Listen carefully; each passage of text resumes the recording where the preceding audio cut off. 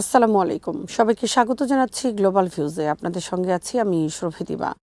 মার্কিন বাহিনীর টানা ১০ম রাতের বিমান হামলার পরও ইরান মধ্যপ্রাচ্য জুড়ে পাল্টা হামলা অব্যাহত রেখেছে। Islamic Revolutionary Guard Corps IRGC দাবি করেছে তারা জর্ডান, বাহরাইন ও কুয়েতে অবস্থিত মার্কিন স্বার্থ সংশ্লিষ্ট বিভিন্ন স্থাপনাকে লক্ষ্য করে হামলা চালিয়েছে। আইআরজিসির ভাষ্য অনুযায়ী এসব হামলা যুক্তরাষ্ট্রের চলমান সামরিক অভিযানের জবাব হিসেবে পরিচালিত হয়েছে। এদিকে আইআরজিসি জানিয়েছে যে হরমুজ প্রণালীতে অনিরাপদ রুট ব্যবহার করা দুটি তেলবাহী ট্যাঙ্কারে ব্যাপক অগ্নিকাণ্ডের ঘটনা ঘটেছে। সংস্থাটি ইঙ্গিত দিয়েছে এই ঘটনা চলমান উত্তেজনার সঙ্গে সম্পর্কিত, তবে ট্যাঙ্কার দুটির ক্ষয়ক্ষতি বা হতাহতের বিষয়ে স্বাধীনভাবে নিশ্চিত কোনো তথ্য পাওয়া যায়নি। অন্যদিকে ইরান সমর্থিত ইয়েমেনের হুথি আন্দোলন সৌদি আরবের বিরুদ্ধে একটি সামুদ্রিক অবরোধ ঘোষণার কথা জানিয়েছে। হুথিদের দাবি সৌদি আরবগামী বা সৌদি সংশ্লিষ্ট জাহাজগুলো তাদের লক্ষ্যবস্তু হতে পারে। বিশ্লেষকদের মতে এই ঘোষণা কার্যকর হলে লোহিত সাগর ও আশপাশের গুরুত্বপূর্ণ নৌপথে বাণিজ্যিক জাহাজ চলাচল এবং বৈশ্বিক জ্বালানি সরবরাহ নতুন করে চাপের মুখে পড়তে পারে। এদিকে যুক্তরাষ্ট্রের প্রেসিডেন্ট ডোনাল্ড ট্রাম্প কঠোর হুঁশিয়ারি দিয়ে বলেছেন, মার্কিন সেনাদের মৃত্যুর জন্য ইরানকে বহুগুণ মূল্য দিতে হবে। গত এক সপ্তাহে অন্তত ৩ জন মার্কিন সেনা নিহত হওয়ার পর তিনি এই মন্তব্য করেন। ট্রাম্পের অভিযোগ, এসব হামলার পেছনে ইরানের প্রত্যক্ষ বা পরোক্ষ ভূমিকা রয়েছে এবং যুক্তরাষ্ট্র তার জবাব দিতে প্রস্তুত। মধ্যপ্রাচ্যে দ্রুত অবনতিশীল এই পরিস্থিতি নিয়ে আন্তর্জাতিক অঙ্গনে গভীর উদ্বেগ তৈরি হয়েছে। একদিকে যুক্তরাষ্ট্র ও ইরানের সরাসরি সামরিক উত্তেজনা বাড়ছে, অন্যদিকে আঞ্চলিক মিত্র গোষ্ঠীগুলোর সম্পৃক্ততায় সংঘাত আরও বিস্তৃত হওয়ার আশঙ্কা দেখা দিয়েছে। একই সঙ্গে গুরুত্বপূর্ণ সমুদ্রপথ ও জ্বালানি অবকাঠামো ঝুঁকির মুখে পড়ায় বৈশ্বিক অর্থনীতি ও তেল বাজারেও এর প্রভাব পড়তে পারে বলে বিশ্লেষকদের আশঙ্কা। জাতিসংঘ হুথিদের পক্ষ থেকে সৌদি আরব ও লোহিত সাগরে আন্তর্জাতিক নৌ চলাচলের স্বাধীনতার বিরুদ্ধে নতুন করে দেওয়া হুমকিতে গভীর উদ্বেগ প্রকাশ করেছে। সোমবার জাতিসংঘ মহাসচিব অ্যান্তোনিও গুতেরেসের মুখপাত্র স্টেফান দুজারিক বলেন, পরিস্থিতি দ্রুত শান্ত করতে সব পক্ষকে অবিলম্বে উত্তেজনা কমানোর পদক্ষেপ নিতে হবে। নিয়মিত সংবাদ ব্রিফিংয়ে দুজারিক বলেন, লোহিত সাগরে বাণিজ্যিক ও বেসামরিক জাহাজে হুথিদের হামলা সংক্রান্ত জাতিসংঘ নিরাপত্তা পরিষদের 2722 নম্বর প্রস্তাব এবং এ সংক্রান্ত পরবর্তী সব প্রস্তাব সম্পূর্ণভাবে মেনে চলতে হবে। তিনি জানান, ইয়েমেনে জাতিসংঘের বিশেষ দূত হান্স গ্রুন্ডবার্গ আলোচনা চালিয়ে যেতে ওমানের রাজধানী মাসকাটে পৌঁছেছেন। এর আগে তিনি রোববার সৌদি আরবের রাজধানী রিয়াদে ইয়েমেনের প্রেসিডেন্সিয়াল লিডারশিপ কাউন্সিলের প্রধান রাশাদ আল আলিমি, ইয়েমেনে নিযুক্ত সৌদি রাষ্ট্রদূত মোহাম্মদ আল জাবের এবং নিরাপত্তা পরিষদের 5 স্থায়ী সদস্য দেশের প্রতিনিধিদের সঙ্গে বৈঠক করেন।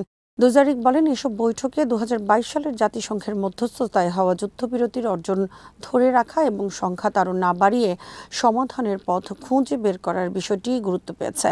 গ্রুন্ডবার্গ জোর দিয়ে বলেছেন, বৃহত্তর আঞ্চলিক উত্তেজনার প্রভাব থেকে ইয়েমেনকে দূরে রাখা এবং ইয়েমেনিদের নেতৃত্বে একটি অন্তর্ভুক্তিমূলক রাজনৈতিক প্রক্রিয়া এগিয়ে নেওয়া জরুরি।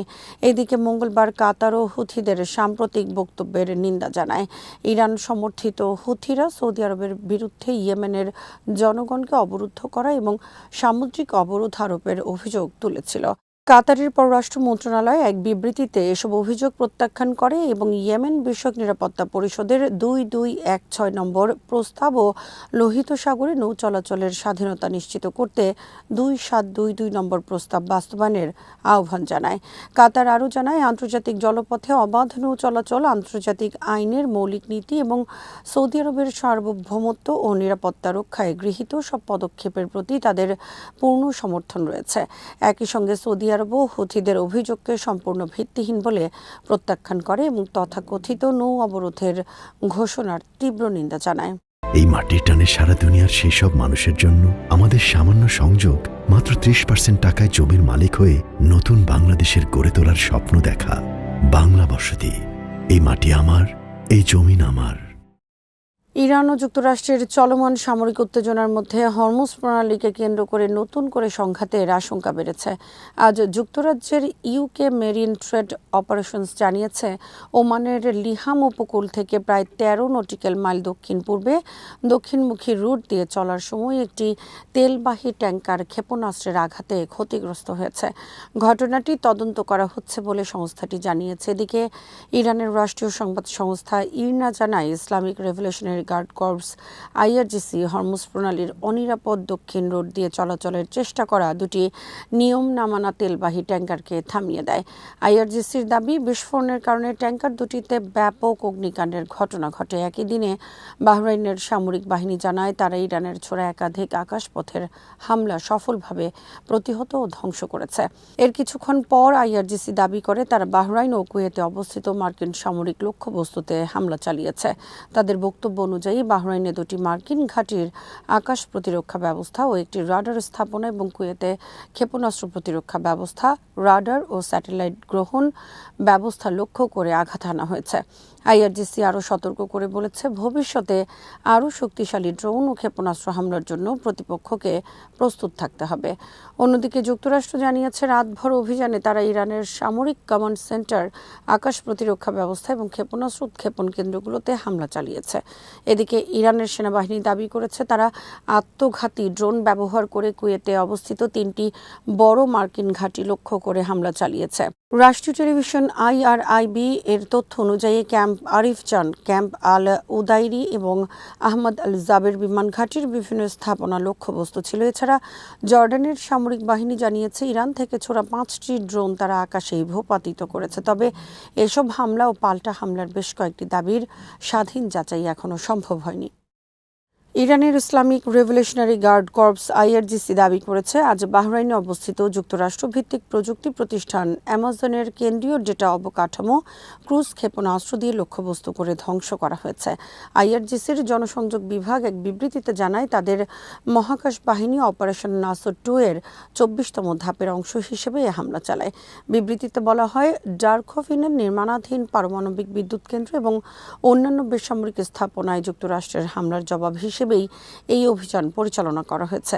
আইআরজিসি যুক্তরাষ্ট্রের ওই হামলাকে আগ্রাসন এবং আন্তর্জাতিক আইন লঙ্ঘনের ঘটনা হিসেবে উল্লেখ করে। তাদের ভাষ্য অনুযায়ী অভিযানের মাধ্যমে যুক্তরাষ্ট্রের গুরুত্বপূর্ণ অবকাঠামোকে লক্ষ্যবস্তু করা হয়েছে এবং ভবিষ্যতেও প্রয়োজনে এ ধরনের প্রতিক্রিয়া অব্যাহত থাকবে।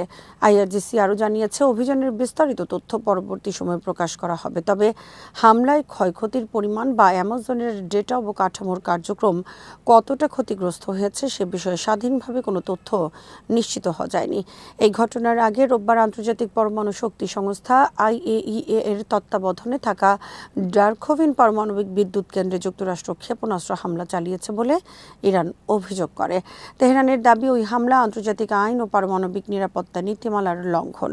এই ঘটনায় জাতিসংঘ নিরাপত্তা পরিষদের নিন্দা জানানো এবং জরুরি পদক্ষেপ নেওয়ার আহ্বান জানিয়েছেন জাতিসংঘে ইরানের স্থায়ী প্রতিনিধি। বিশ্লেষকদের মতে, যদি আইআরজিসির দাবি সত্যি হয়, তবে এটি সামরিক স্থাপনার বাইরে যুক্তরাষ্ট্রের একটি বড় বাণিজ্যিক প্রযুক্তি প্রতিষ্ঠানের অবকাঠামোতে লক্ষ্য করে পরিচালিত অন্যতম গুরুত্বপূর্ণ প্রতিশোধমূলক হামলা হিসেবে বিবেচিত হবে। তবে এখন পর্যন্ত যুক্তরাষ্ট্র, বাহরাইন বা অ্যামাজনের পক্ষ থেকে এ দাবির সত্যতা নিশ্চিত করে কোনো আনুষ্ঠানিক বিবৃতি প্রকাশ করা হয়নি। ফলে আইআরজিসির দাবিগুলো স্বাধীনভাবে যাচাই করা সম্ভব হয়নি। এই মাটির টানে সারা দুনিয়ার সেই সব মানুষের জন্য আমাদের সামান্য সংযোগ, মাত্র 30% টাকায় জমির মালিক হয়ে নতুন বাংলাদেশের গড়ে তোলার স্বপ্ন দেখা। বাংলা বসতি। এই মাটি আমার, এই জমিন আমার। ইরানের এক জ্যেষ্ঠ কর্মকর্তা সোমবার রয়টার্সকে জানিয়েছেন, মধ্যস্থতাকারীরা তেহরানের কাছে 10 দিনের একটি যুদ্ধবিরতির প্রস্তাব দিয়েছে। এর লক্ষ্য যুক্তরাষ্ট্রের সঙ্গে চলমান উত্তেজনা কমানো এবং গত মাসে দুই পক্ষের মধ্যে হওয়া অন্তর্বর্তীকালীন সমঝোতা পুনরুজ্জীবিত করার সুযোগ তৈরি করা। এ প্রস্তাব এমন সময় এসেছে যখন ওয়াশিংটন ও তেহরানের মধ্যে সামরিক সংঘাত আরও তীব্র হয়েছে। যুক্তরাষ্ট্রের ধারাবাহিক বিমান হামলার জবাবে ইরানও মধ্যপ্রাচ্যে মার্কিন স্বার্থ ও সামরিক স্থাপনাগুলো লক্ষ্য করে পাল্টা হামলা চালিয়ে যাচ্ছে। CNN-এর প্রতিবেদনে বলা হয়েছে, সংঘাতের এই বিস্তার প্রেসিডেন্ট ডোনাল্ড ট্রাম্পের সামরিক অভিযানের লক্ষ্য এবং যুদ্ধ কিভাবে শেষ হতে পারে তা নিয়ে ওয়াশিংটনে নতুন প্রশ্ন তৈরি করেছে। একই সঙ্গে হরমুজ প্রণালীতে জাহাজ চলাচলের নিরাপত্তা নিয়ে ইরানের হুমকি, মার্কিন বাহিনীর হতাহতের সংখ্যা বৃদ্ধি এবং সংঘাত পুরো অঞ্চলে ছড়িয়ে পড়ার আশঙ্কা যুক্তরাষ্ট্রের জন্য সামরিক ও রাজনৈতিক চাপ বাড়াচ্ছে। আজ এখানেই শেষ করছি। সবাই ভালো থাকুন, সুস্থ থাকুন আর দেখতে থাকুন বিডি ভিউজ। চ্যানেলটি ভালো লাগলে সাবস্ক্রাইব করুন, সংযুক্ত থাকুন আমাদের ফেসবুক পেজে। আল্লাহ হাফেজ। এই মাটির টানে সারা দুনিয়ার সেই সব মানুষের জন্য আমাদের সামান্য সংযোগ, মাত্র 30% টাকায় জমির মালিক হয়ে নতুন বাংলাদেশের গড়ে তোলার স্বপ্ন দেখা। বাংলা বসতি। এই মাটি আমার, এই জমিন আমার।